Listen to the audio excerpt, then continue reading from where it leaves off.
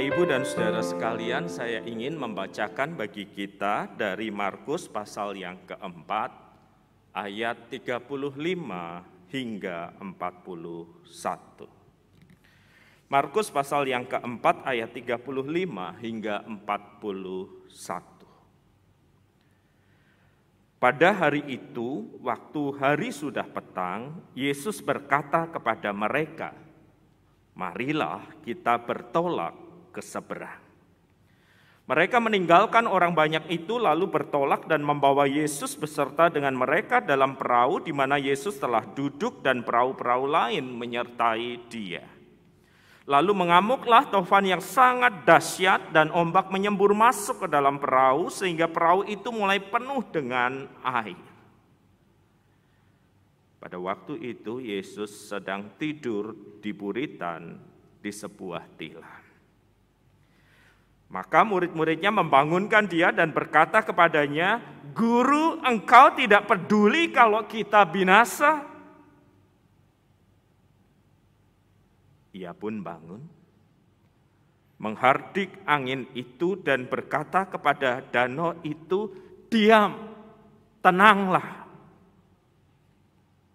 Lalu angin itu reda dan danau itu pun menjadi teduh sekali. Lalu Ia berkata kepada mereka, "Mengapa kamu begitu takut? Mengapa kamu tidak percaya?" Mereka menjadi sangat takut dan berkata seorang kepada yang lain, "Siapa gerangan orang ini? Sehingga angin dan danau pun taat kepadanya." Demikianlah firman Tuhan. Berbahagialah setiap kita yang membaca, merenungkan, dan berjuang melakukan kebenaran firman itu dalam hidup sehari-hari. Haleluya. Kurang lebih 3-4 bulan setelah pandemi menghantam Indonesia, pukul 11.30-an. Selesai mengerjakan beberapa hal, saya memeriksa di HP karena ada beberapa panggilan melalui WA call yang belum terjawab. Ada dari satu nomor yang saya tidak kenal, ada 3 atau 4 panggilan yang masuk, disertai dengan pesan di WA, "Kapanpun Bapak membaca pesan ini, tolong dibalas. Ada yang urgent, saya mau minta tolong pada Bapak." Maka menjelang pukul 12 itu saya memutuskan untuk mem-WA kembali yang dijawab dengan panggilan telepon. Bapak mungkin tidak mengenal saya dan saya bukan anggota gereja Bapak, tetapi saya lihat beberapa rekaman video Bapak dan sekarang saya mau minta tolong. "Oh ya, apa yang bisa saya bantu?" "Doakan Pak, doakan. Anak buah saya, relasi saya, semua teman-teman saya sedang bergerak sekarang untuk mencarikan tempat bagi saya. 2-3 hari yang lalu saya dinyatakan positif COVID dan makin lama situasi makin berat bagi saya. Saya tinggal di apartemen sambil menunggu perjuangan dari semua rekan, kerabat, anak buah saya untuk mendapatkan satu kamar saja di rumah sakit. Saya sudah nggak peduli perlu bayar berapapun saya akan bayar karena kondisi saya menurun. Bapak mau kan berdoa untuk saya? Dan kemudian saya berdoa untuknya. Selesai doa itu dengan terisak dia berkata, "Apa Tuhan tidak peduli pada saya ya Pak? Saya memang bukan orang Kristen yang baik, tidak banyak waktu saya untuk gereja, tidak banyak waktu untuk pelayanan, tetapi apa Dia tidak peduli melihat anak-anak saya yang masih relatif kecil itu, atau setidaknya orang yang bekerja pada saya? Cukup banyak orang yang bergantung hidupnya pada saya. Tetapi sampai hari ini saya menemukan bahwa saya nggak berdaya. Dengan semua yang saya miliki, dengan semua relasi yang ada, dengan semua uang yang ada, dengan semua jejaring yang saya miliki, bahkan untuk mendapatkan satu kamar pun saya nggak sanggup. Ya barangkali di batas akhir kekuatan ini saya diingatkan. Kayaknya saya mesti berdoa. Tetapi ketika Bapak Sadi berdoa, saya juga jadi bertanya. Apakah Tuhan tidak peduli dengan saya? Apakah dia tidak peduli dengan kehidupan anak dan istri saya? Apakah dia tidak peduli kalau saya kemudian nanti harus pulang karena penyakit ini? Kalau dia peduli, apa susahnya bagi dia untuk membuka satu ruang saja, Pak, bagi saya. Kalau sudah 2-3 hari dengan semua kekuatan yang ada dan semua tertutup, apakah dia tidak peduli kalau saya mati? Apakah saya cuman butiran debu di antara begitu banyak debu yang lain yang gak ada nilainya? Gak ada suaranya untuk didengar oleh surga. Apakah dia tidak peduli kalau saya mesti mati? Saudara-saudara, seruan yang sama pernah terdengar di antara para murid ketika mereka ada di dalam perahu bersama dengan Yesus itu. Ingat, mayoritas murid Yesus adalah para nelayan. Yesus adalah tukang kayu. Mereka berpengalaman dengan air, mereka berpengalaman dengan laut, mereka berpengalaman dengan danau, mereka berpengalaman dengan tofan, mereka berpengalaman dengan banyak hal terkait laut itu. Tetapi situasi berubah hari itu ketika taufan yang sangat dahsyat dan ombak menyembur masuk ke perahu. Barangkali mereka berkata pada yang lainnya, ini bukan yang biasa kita hadapi. Kita nggak pernah berhadapan dengan taufan dan ombak yang begitu rupa. Lihat, air mulai masuk dan saya nggak pernah menghadapi seperti ini. Mungkin para murid sudah berjuang untuk mengeluarkan air itu, mengerahkan segala kemampuan mereka sebagai nelayan. Di tempat yang mereka juga biasa, tetapi hari itu luar biasa. Dan di dalam keputusasaan itu mereka melihat Yesus sedang tertidur. Lalu berkata dengan suara yang sangat keras, "Guru, engkau tidak peduli kalau kita binasa." Nelayan mengemukakan kefrustasiannya tentang laut kepada tukang kayu. Apa yang bisa dilakukan oleh seorang tukang kayu di tengah laut? Sama seperti ketika Bapak Ibu datang dan mungkin menelpon saya lalu berkata, "Pak WP, mobil saya mogok." Saya bisa apa? Saya pendeta dan tidak mengerti banyak tentang detail mobil itu. Ya, tetapi itulah keputusasaan Bapak Ibu dan saudara sekalian. Di dalam keputusasaan kita akan meraih apapun yang bisa kita pegang, memegang apapun yang kita bisa bertahan di dalamnya di tengah situasi yang menakutkan dan mencekam itu. Ketakutan, rasa takut terjadi ketika kita kehilangan kendali. Semua sumber daya kita tidak berguna, tidak bermanfaat, ada problem yang besar. Kita kehilangan kendali untuk mendapatkan tempat dengan semua kekuatan kita. Kita kehilangan kendali untuk meneduhkan badai yang begitu besar itu. Ketika orang kehilangan kendali atas sekelilingnya, atas apa yang terjadi di dalam hidupnya, dia terjerembab dalam ketakutan. Sebab dia tahu yang dihadapi lebih besar dari dirinya. Sebab dia tahu resources-nya kurang di hadapan sumber ketakutan itu. Sebab dia tahu di hadapannya hanya ada kehancuran dan kebinasaan. Ketakutan terjadi ketika kita sadar yang dihadapi lebih besar dari diri kita. Ketakutan terjadi ketika kita sadar kita tidak mampu mengendalikan segala sesuatu di dalam hidup ini. Dan itulah realita kehidupan. Tidak semua hal kita bisa atur. Tidak semua hal kita bisa kendalikan. Sebesar apa diri kita. Dan itu sebabnya, diakui atau tidak, setiap orang bergumul dengan rasa takut. Ya kalau cuma sakit kepala, satu parasetamol cukup menenangkan kita. Bagaimana kalau kita sadar yang dihadapi adalah kanker dengan stadium tertentu. Ya kalau cuma 1 atau 2 juta atau belasan juta. Bagaimana kalau yang dihadapi adalah beban senilai miliar yang ada di depan kita.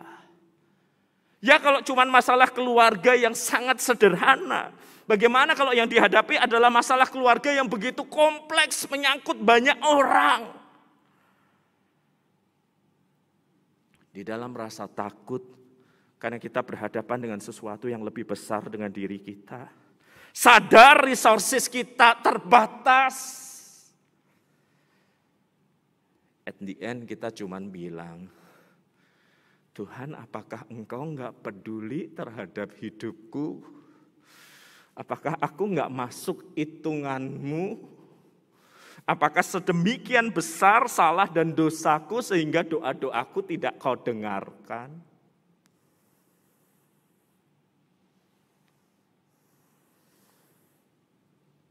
Rasa takut menghadapkan diri kita pada ketidakberdayaan dan ketidaklayakan. Kalau Tuhan tidak menolong, siapa lagi yang sanggup menolong kita?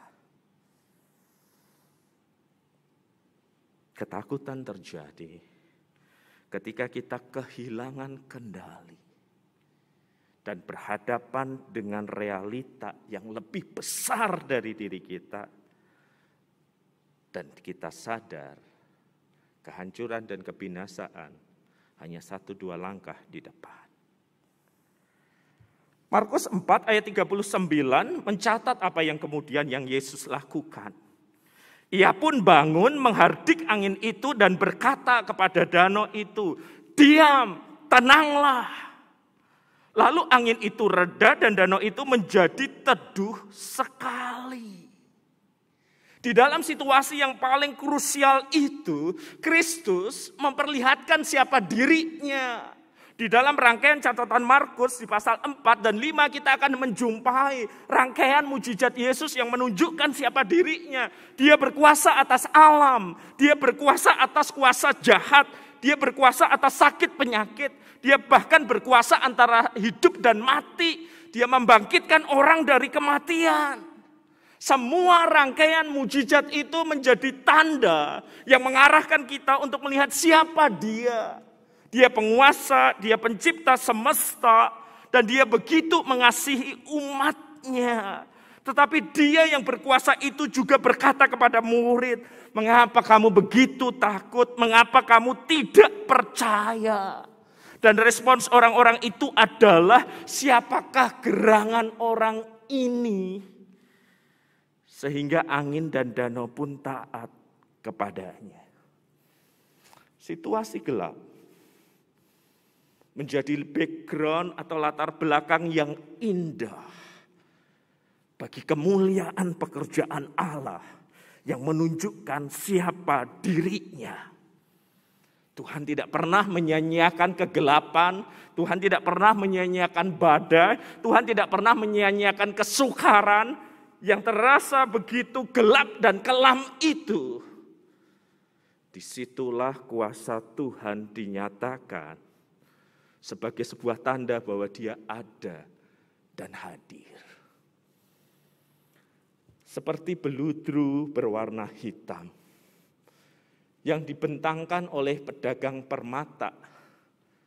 Dan kemudian dia menaruh satu berlian kecil yang bersinar begitu indah di tengah latar belakang yang gelap. Begitu pula pekerjaan Tuhan di dalam kekelaman kehidupan kita.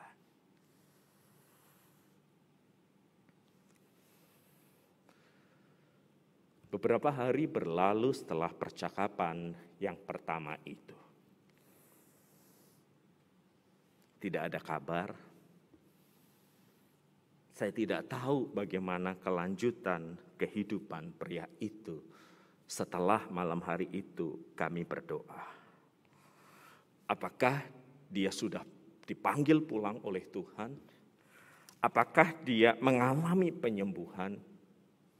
Saya tidak tahu pada waktu itu. Tetapi seminggu kemudian WA dari nomor yang sama berkata, "Saya masih hidup Pak WP dan saya mau cerita. Boleh telepon? Jam berapa?"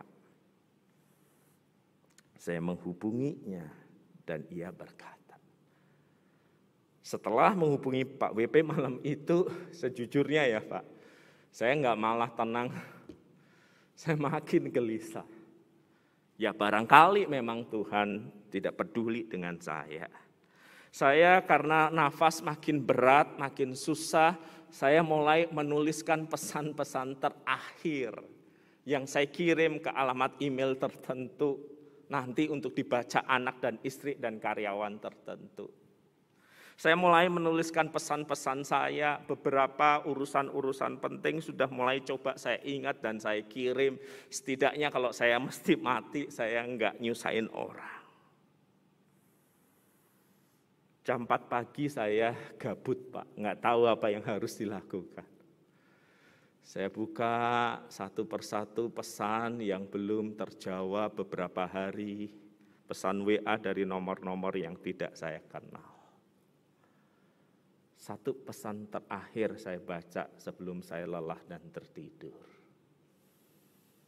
"Pak, saya dengar Bapak perlu rumah sakit ya.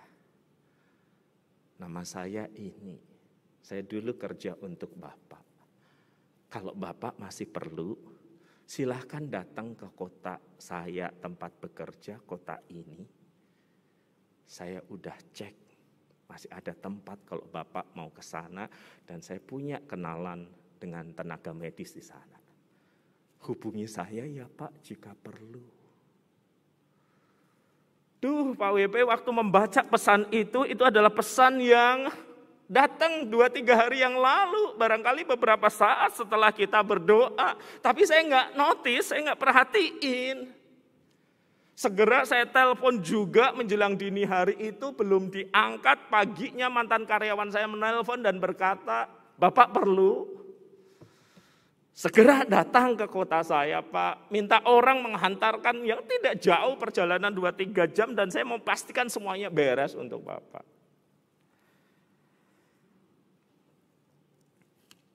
Dan di sini sekarang saya sedang berada Pak. Rumah sakit ini tidak terlalu besar, tidak terlalu canggih, tetapi hati saya tenang karena saya dirawat dengan baik. Tuhan sungguh baik pada saya. Siapalah saya, siapa? Tuhan begitu pedulinya dengan saya. Dari sumber yang tak terduga, dengan jalan yang tak terkira, Tuhan menolong saya.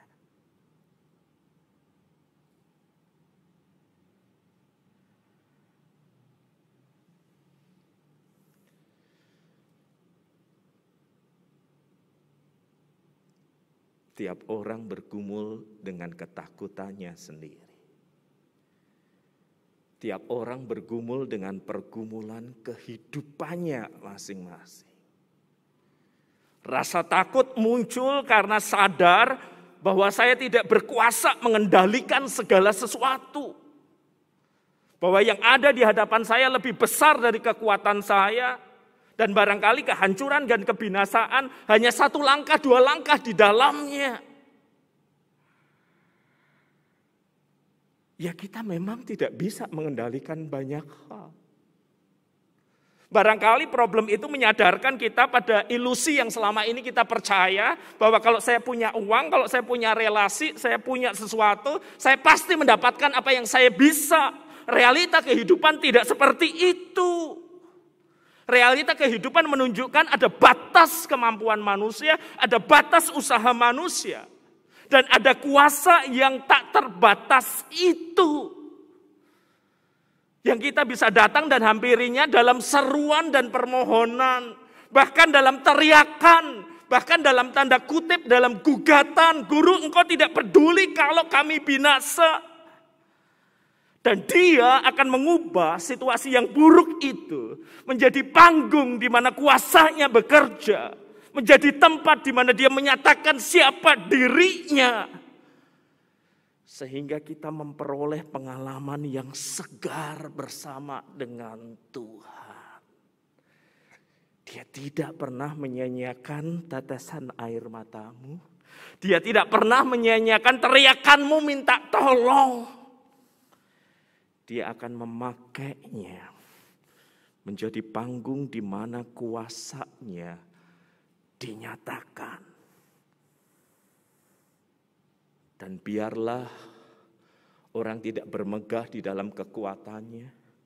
Biarlah orang tidak bermegah di dalam hikmatnya. Biarlah orang tidak bermegah di dalam segala sesuatu yang dia miliki.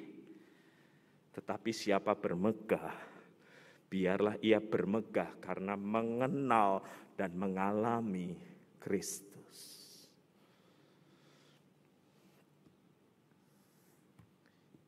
Yesus mengerjakan mujizat 2000 tahun yang lalu. Dan Yesus yang sama masih mendengar doa dan seruan minta tolong. Dan dia akan mengubah kekelaman kehidupan menjadi panggung di mana kuasanya dinyatakan. Mari kita berdoa.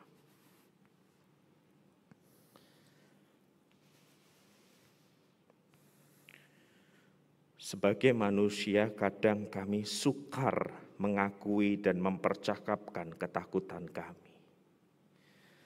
Kami memendamnya dalam-dalam. Kami takut orang tahu betapa rapuhnya kami. Kadang kami meneteskan air mata. Kadang kami mencoba menguat-nguatkan diri walaupun kami tidak bisa tidur dan menjadi gelisah. Dan hari ini ya Kristus, Engkau memanggil kami untuk berseru, berdoa, memohon kepadamu. Allah yang sanggup mengubah kegelapan menjadi panggung yang indah dan dahsyat di mana kuasa bekerja. Allah yang sanggup mengubah air mata menjadi pertolongan yang luar biasa dari surga. Dan betul Engkau hanya sejauh doa-doa kami. Bapak Ibu, ambillah waktu berdoa sejenak. Akuilah segala kekelaman, ketakutan. Dan mohonlah agar Dia bekerja dalam hidupmu. Menjadikan kekelaman hidupmu sebagai panggung di mana Ia bekerja. Berdoalah saat ini.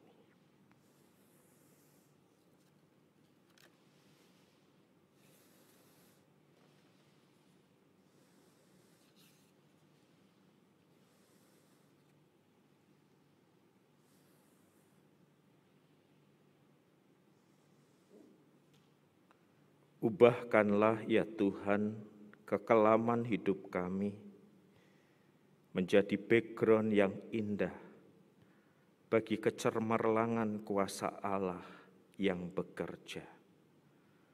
Memberi kami sebuah pengalaman yang segar dan baru.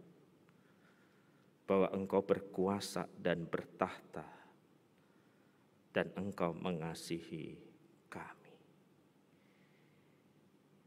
Amin.